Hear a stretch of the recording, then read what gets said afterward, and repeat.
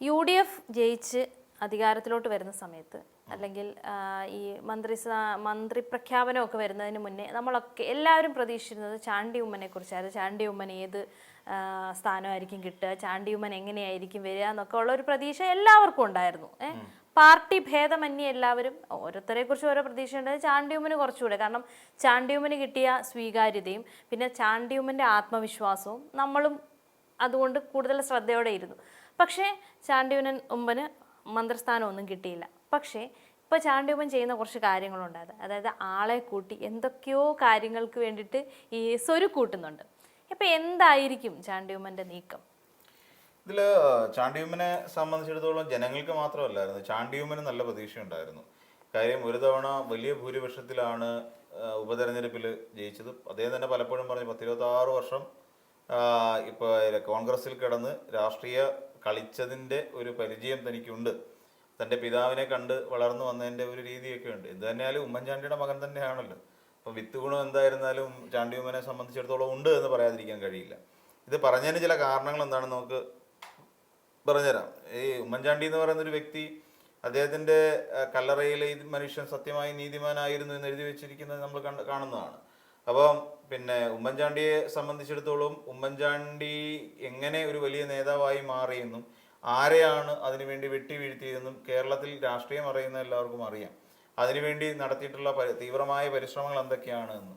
ഉമ്മൻചാണ്ടി അടക്കമുള്ള ഒരുപറ്റം നേതാക്കൾ ഇവിടെ, AKAന്റണി ഒന്നും അതിൽ മോശക്കാരല്ല കേട്ടോ. അപ്പോൾ ഇവരൊക്കെ കൂടെ നടത്തിയതിൻ്റെ ഒരു പരിണിത ഫലമായിട്ട് തൻ്റെ ജീവിതകാലം മുഴുവൻ ജയിലറയ്ക്കുള്ളിൽ കഴിയേണ്ടി വന്ന നമ്പി നാരായണനെ പോലുള്ള ഒരു ശാസ്ത്രജ്ഞൻ ജീവിച്ചിരിക്കുന്ന ഒരു സ്മാരകമായി ഇന്ന് നമുക്കിടയിലുണ്ട്. എന്തിനാണ് അങ്ങനെ ഒരു കൊടുംചതി ചെയ്തത്? ഈ പറഞ്ഞ മറിയ റഷീദ എന്ന് പറയുന്ന ഒരു യുവതിയെ ചുറ്റിപ്പറ്റിക്കൊണ്ട് നമ്മുടെ ഇവിടുത്തെ ഗവേഷകരായ ശാസ്ത്രജ്ഞന്മാരെ കൂട്ടിച്ചേർത്തുകൊണ്ട് നുണക്കഥകൾ ഉണ്ടാക്കുക, ചാരക്കേസ് ഉണ്ടാക്കിയെടുക്കുക. അങ്ങനെ ആ ചാരക്കേസിൻ്റെ ഒരു അല്ലെങ്കിൽ ഗുണഫലം ശരിക്കും കിട്ടി. അങ്ങനെ കെ കരുണാകരൻ എന്ന് പറയുന്ന, ഒരുപക്ഷെ ഇതെല്ലാം ആലോചിച്ചിട്ട് കെ കരുണാകരൻ വിതുമ്പിയിട്ടുണ്ട്, കണ്ണു നിറഞ്ഞിട്ടുണ്ട്. കെ കരുണാകരനെ പോലെ ചങ്കൂറ്റമുള്ള കേരളത്തിൻ്റെ പൊളിറ്റിക്കൽ ചാണക്യൻ എന്നൊക്കെ വിളിക്കാൻ പറ്റുന്ന ഒരു നേതാവ് തന്നെ. അതുകൊണ്ടാണ് ഒരു ലീഡറേ ഉള്ളൂ ശരിക്കും കോൺഗ്രസ് പാർട്ടിയെ സംബന്ധിച്ച്. അത് ദേശീയ തലത്തിലാണെങ്കിലും കേരളത്തിലാണെങ്കിലും പിന്നെ ഒറ്റ ലീഡർ. ആ ലീഡറിൻ്റെ ആ ലീഡർ എന്ന് പറഞ്ഞു കഴിഞ്ഞാൽ എല്ലാവർക്കും അറിയാം കെ കരുണാകരനാണ് എന്ന് പറയുന്നത്. ആ നിലയ്ക്ക് ഇന്ദിരാഗാന്ധിക്ക് പോലും തന്ത്രങ്ങൾ ഉപദേശിച്ചുകൊണ്ടിരുന്ന അത്രയ്ക്ക് ബുദ്ധിരാക്ഷസനായ ഒരു വ്യക്തിയെ ഈ രീതിയിൽ കുടുക്കി അദ്ദേഹത്തെ രാജിവെപ്പിക്കുന്ന ഒരു ചരിത്രം നമ്മുടെ കേരളത്തിൻ്റെ കോൺഗ്രസ് പാർട്ടിക്കുള്ളിലുണ്ട്. അപ്പോൾ അത്രത്തോളം വലിയ തന്ത്രങ്ങൾ മെനയാൻ അറിയാവുന്ന ഒരാളുടെ മകൻ തന്നെയാണ് ഈ ചാണ്ടിയുമ്മൻ എന്ന് പറയുന്നത്. അപ്പം ആ ചാണ്ടിയുമ്മൻ എന്ന് പറയുന്ന ഒരാളെ നമ്മളങ്ങനെ വില കുറച്ച് കാണാൻ പാടില്ല. ചാണ്ടിയുമ്മനെ സംബന്ധിച്ചിടത്തോളം ജനങ്ങൾക്കുള്ളതിനേക്കാൾ കൂടുതൽ ഒരു പ്രതീക്ഷ ചാണ്ടിയുമ്മന് ഇത്തവണ മുഖ്യമന്ത്രി സ്ഥാനം കിട്ടും എന്നുള്ള കാര്യത്തിലുണ്ടായിരുന്നു. അപ്പം മുഖ്യമന്ത്രി സ്ഥാനത്തുണ്ടാകുമെന്ന് പറഞ്ഞു കഴിഞ്ഞാൽ അദ്ദേഹത്തിന് വലിയ തോതിൽ ഭൂരിപക്ഷത്തിൽ വർധനവുണ്ടായി. ഇതിനു മുൻപ് ഉപതെരഞ്ഞെടുപ്പിൽ ആ സഹതാപതരംഗം ഉണ്ടായിരുന്ന കാലത്ത് കിട്ടിയ വോട്ടിനേക്കാൾ കൂടുതൽ ഭൂരിപക്ഷത്തിൽ ഇത്തവണ ചാണ്ടിയുമ്മന് ജയിക്കാൻ കഴിഞ്ഞത് അദ്ദേഹത്തിൻ്റെ ഒരു പ്രിവിലേജ് തന്നെയാണ്, അദ്ദേഹത്തിൻ്റെ ഒരു ക്വാളിറ്റി മനസ്സിലാക്കിയിട്ട് തന്നെയാണ്. പിന്നെ നമ്മൾ കാണുന്ന പോലെ ചാണ്ടിയുമ്മൻ്റെ ഒരു പ്രവർത്തന രീതി മറ്റുള്ളവർ ചെയ്യുന്ന പോലെയല്ല. ഇപ്പം രാഹുൽ മാങ്കൂട്ടത്തിനെയോ ഷാഫി പറമ്പലിനെയൊക്കെ എടുത്ത് ആ യുവ നേതാക്കന്മാരെ എടുത്ത് നോക്കിക്കഴിഞ്ഞാൽ അവർ റീല് ചിത്രീകരിച്ച് ഇൻസ്റ്റാഗ്രാം വഴിയോ അല്ലെങ്കിൽ ഫേസ്ബുക്ക് വഴിയോ ഫോളോവേഴ്സിനെ കൂട്ടുക എന്നുള്ളതാണ് അവരുടെ ഒരു രീതി. ഫോളോവേഴ്സിന്റെ എണ്ണം അനുസരിച്ചിട്ട് വിജയിക്കാനാണെന്നുണ്ടെങ്കിൽ അഖിൽമാരാര് പിന്നെ ജയിച്ചു പോയേനെ. പുള്ളി വലിയ ഒരു MLA എങ്കിലും മിനിമം ഒരു MLA എങ്കിലും ആയി അദ്ദേഹം മാറിയേനെ. അപ്പോൾ അങ്ങനത്തെ ഒരു അവസ്ഥയാണ് ശരിക്കും. അപ്പം ബാക്കിയുള്ള യുവ നേതാക്കളെല്ലാം പിന്തുടർന്നുണ്ട്. ഷാഫി ആണെങ്കിലും രാഹുൽ ആണെങ്കിലും അവരെല്ലാം ആ നിലയ്ക്ക് തന്നെ പോകുന്ന ആൾക്കാരാണ്. അപ്പം അതിൽ നിന്ന് വ്യത്യസ്തമായി ജനങ്ങളുമായി ഡയറക്റ്റ് കമ്മ്യൂണിക്കേറ്റ് ചെയ്യുന്നതിൻ്റെ ഒരു ഗുണം വേറൊന്നാണ്. ഇപ്പം നമ്മൾ ഉദ്ദേശിക്കുകയാണ്, ഇപ്പം നമ്മൾ പലപ്പോഴും ആലോചിച്ചിട്ടുണ്ട് മന്ത്രിമാര് ചീറിപ്പായുന്നു എന്ന് പറയുന്നത് നമ്മൾ കേട്ടിട്ടില്ലേ? കെ കരുണാകരൻ അതിന് തുടക്കം ഇട്ട പുള്ളിക്ക് ബെൻസിനോടാണ് പ്രണയം. ആ ബെൻസ് 90-100 പറക്കണം അന്നത്തെ കാലത്ത്. പിന്നെ അങ്ങനെയാണ് നാദിർഷായുടെ കൂട്ടത്തിലുള്ളവരൊക്കെ മന്ത്രിയെ പയ്യപ്പോ എന്നും പറഞ്ഞൊരു പാട്ട് അന്ന് പണ്ടുണ്ടാക്കിയിട്ടുണ്ടായിരുന്നു. അപ്പം നമ്മൾ പലപ്പോഴും ആലോചിക്കണ്ട, ഇനി പോകുന്ന ആൾക്കാർക്കൊരു കരിക്കും വെള്ളം കുടിക്കണമെങ്കിൽ ഡ്രൈവർ ഇറങ്ങിപ്പോയി കരിക്ക് മേടിച്ചുകൊണ്ട് കൊടുക്കാതെ നേരിട്ടിറങ്ങി, മന്ത്രിയാണെങ്കിലും MLA ആണെങ്കിലും നേരിട്ട് ഇറങ്ങി ആ കരിക്ക് കടക്കാരൻ്റെ അടുത്തേക്ക് ചെന്നിട്ട് ഒരു കരിക്ക് വെട്ടി മേടിച്ച് കുടിച്ചിട്ട് പോകുമ്പോൾ ആ കരിക്ക് കച്ചവടക്കാരനായ അയാൾക്കുണ്ടാകുന്ന ഒരു സന്തോഷമുണ്ട്. അതൊരു മ്യൂച്വലായിട്ടുള്ള ഒരു സ്നേഹമാണ്. ആ ഒരു അയ്യോ എൻ്റെ അടുക്ക വന്നിട്ട് മന്ത്രി നമ്മുടെ മുഖ്യമന്ത്രി ഇപ്പം വി ഡി സതീശനാണെങ്കിൽ വി ഡി സതീശൻ വന്ന് എൻ്റെ അടുക്കൽ ഒരു കരിക്ക് മേടിച്ച് കുടിച്ചു എന്ന് പറയുമ്പോൾ അത് അയാൾക്കൊരു പ്രിവിലേജ് ആണ്. അപ്പോൾ ഒരു മാനസികമായ ഒരു അടുപ്പം അവിടെ ഉണ്ടാകുന്നു. ഇത് ആ രീതിയിലുള്ള ഒരു അടുപ്പം മെയിൻറ്റെയിൻ ചെയ്യാൻ കഴിയുന്ന ഒരു പ്രവർത്തന ശൈലിയാണ് ശരിക്കും ചാണ്ടി ഉമ്മൻ നടത്തിക്കൊണ്ടിരിക്കുന്നത്. നമ്മൾ നോക്കിക്കഴിഞ്ഞാൽ സൈക്കിളിൽ പോകുന്നു. സൈക്കിളിന്റെ വില ജനങ്ങൾ ചിന്തിക്കില്ല. സൈക്കിളിന് ചിലപ്പോൾ ഇന്ന് നമുക്കറിയാം സൈക്കിൾ ഒരെണ്ണം ഏറ്റവും കുറഞ്ഞ സൈക്കിളാണെങ്കിൽ 10-20,000 രൂപ കൊടുക്കണം. അപ്പം പിന്നെ ചാണ്ടി ഉമ്മനെ പോലെ ഒരാൾ ചവിട്ടിയ സൈക്കിളിന് എന്തായാലും 3-4 ലക്ഷം രൂപ വില വരാനുള്ള സാധ്യതയുണ്ട്. അപ്പോൾ അതും പിന്നെ എന്താ പറയുക, പഞ്ചറാവാത്ത സൈക്കിളാണ്. അത് ടയർ പഞ്ചറാവില്ല.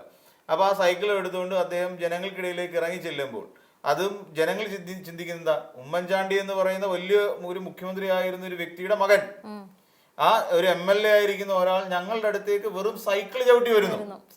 സൈക്കിളിന്റെ വിലയെ കുറിച്ചല്ല അവിടെ ആൾക്കാർ ചിന്തിക്കുന്നത്, എങ്ങനെ വന്നു എന്നുള്ളതാണ്. സൈക്കിളിലാണ് വന്നത്. സൈക്കിളിൽ വന്നു കഴിയുമ്പോൾ ആ സാധാരണക്കാരനുണ്ടാകുന്ന ഒരു ഇമ്പാക്ട് ആലോചിച്ച് നോക്കൂ. അത് ഇന്നോവ ക്രിസ്റ്റയിൽ പോയാൽ കിട്ടത്തില്ല.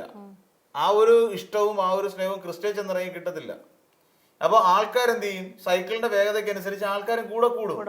സ്വാഭാവികമാണ്. അത് ജനങ്ങളുമായി അടുത്തിടപഴകി ശീലിച്ചിട്ടുള്ള അല്ലെങ്കിൽ ആ രീതിയിലുള്ള വലിയ കളികൾ കളിച്ചിട്ടുണ്ട്. പോസ്റ്റർ വേണ്ട. കേരളത്തിലെ ഏതെങ്കിലും ഒരു, ഇപ്പൊ എനിക്ക് തോന്നുന്നു അമ്പലപ്പുഴയിൽ നിന്ന് ജി സുധാകരൻ വരെ മത്സരിച്ചു. എന്നിട്ട് എപ്പോഴെങ്കിലും ജി സുധാകരൻ പറഞ്ഞു എനിക്ക് പോസ്റ്റർ വേണ്ടാന്ന്?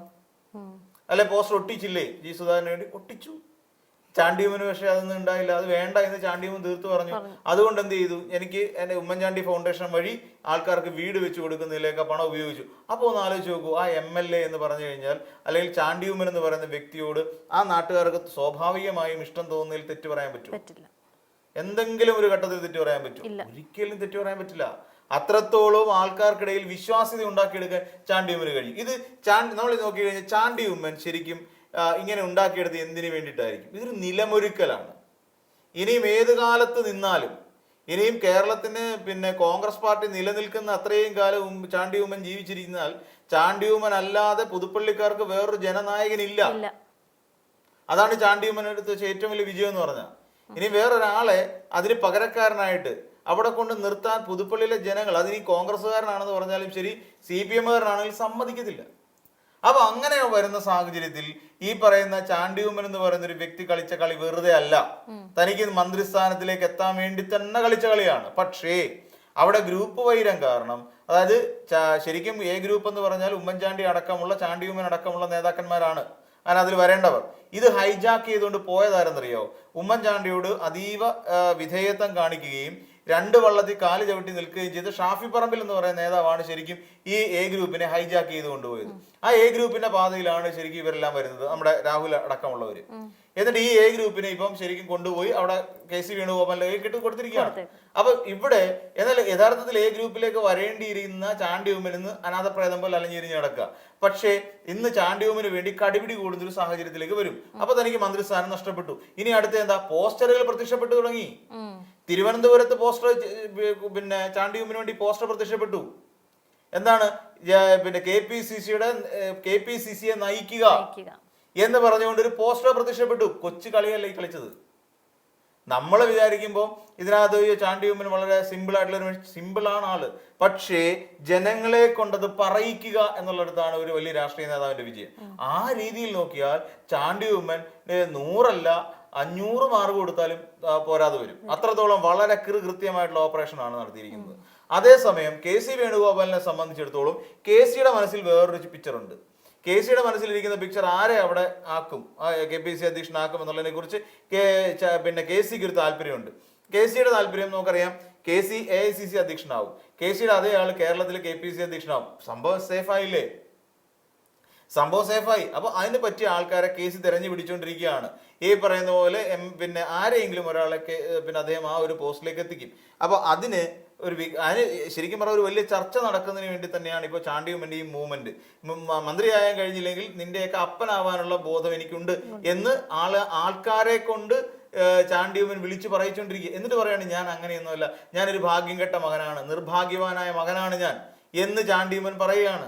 വീണ്ടും അവിടെ എന്താണ് നമ്മൾ ആലോചിച്ച് നോക്കൂ, കേരളത്തിലെ കോൺഗ്രസ്സുകാർ ഇക്കണ്ട കാലം അത്രയും എൻകാഷ് ചെയ്യാൻ ശ്രമിച്ച ആരെയാണ്? ശരിക്കും ഉമ്മൻചാണ്ടി എന്ന് പറയുന്ന മനുഷ്യനാണ് എൻകാഷ് ചെയ്തത്. ഉമ്മൻചാണ്ടിയാണ് വോട്ടാക്കി മാറ്റിയത്. ഇവിടെ പിന്നെ ഏതൊരുത്തൻ അങ്ങ് പിന്നെ എന്താ പറയാ കാഞ്ഞങ്ങാട് അല്ലെങ്കിൽ ഉദുമയിൽ മത്സരിക്കുന്ന ഒരാൾ നേരെ ഇവിടെ വന്ന് ഉമ്മൻചാണ്ടിയുടെ കല്ലറയിൽ വന്നിട്ട് മെഴുകുതിരി വെച്ചിട്ട് തിരിച്ചു പോകും ഒരു കോൺഗ്രസ്സുകാരൻ. എന്തിനാണ്? ഇവിടെയാണ് എൻകാഷ് ചെയ്യാന്ന് പറഞ്ഞു. ഉമ്മൻചാണ്ടി എന്ന് പറയുന്ന ഒരു വ്യക്തിയെ എൻകാഷ് ചെയ്തുകൊണ്ടിരിക്കുക. ഇവിടെയും ചാണ്ടി ഉമ്മനും ചെയ്തുകൊണ്ടിരിക്കുന്നതാണ് ഇപ്പോഴും. പിന്നെ അപ്പന്റെ ഓർമ്മകളിലൂടെ, പിതാവിന്റെ ഓർമ്മകളിലൂടെ ഇപ്പോൾ അതിനെ കൂടുതൽ ഒന്ന് സ്ഫുരിപ്പിച്ചുകൊണ്ട് ആ കോൺഗ്രസ്സുകാരോടുള്ള, ശരിക്കും പറഞ്ഞാൽ ഇത് എന്തിനു വേണ്ടിയാ? CPM-നോടുള്ള ചോദ്യം ചെയ്യലല്ലിത്. CPM-അറിയാം, കേരളത്തിൽ രാഷ്ട്രീയം പറയുന്ന എല്ലാവർക്കും അറിയാം എന്താണ് ഉമ്മൻചാണ്ടി എന്ന് പറയുന്ന വ്യക്തിയെന്നും ഉമ്മൻചാണ്ടിയെ പിന്നെ മുഖ്യമന്ത്രി 2016 മുൻപ് 2011 മുൻപ് ഒരു ഉമ്മൻചാണ്ടി ഉണ്ടായിരുന്നു. ആ ഉമ്മൻചാണ്ടിയെ നമുക്ക് എല്ലാവർക്കും അറിയാം, കേരളത്തിലുള്ള ഒരുമാതിരിപ്പെട്ട എല്ലാ ജനങ്ങൾക്കും അറിയാം. അപ്പൊ ഈ സാധനങ്ങളൊക്കെയാണ് ഇപ്പോ ജനങ്ങൾ മറക്കുന്നതിന് വേണ്ടിയിട്ടും ഇതിലൂടെ ഉമ്മൻചാണ്ടിയിലൂടെ ചാണ്ടിയുമ്മൻ എന്ന് പറയുന്ന വ്യക്തിക്ക് KPC അധ്യക്ഷ സ്ഥാനത്തേക്ക് എത്തുന്നതിന് വേണ്ടി നടത്തിക്കൊണ്ടിരിക്കുന്ന ചില ശ്രമങ്ങളാണോ എന്നുള്ള കാര്യം നമ്മൾ ഈ ചില നീക്കങ്ങളിലൂടെ സംശയിക്കേണ്ടിയിരിക്കുന്നു. ആ പോസ്റ്റർ വന്നിരിക്കുന്നത് പിന്നെ തീർത്തും നിഷ്കളങ്കമാണ് എന്ന് നമുക്ക് ഒരിക്കലും അവകാശപ്പെടാനും കഴിയില്ല.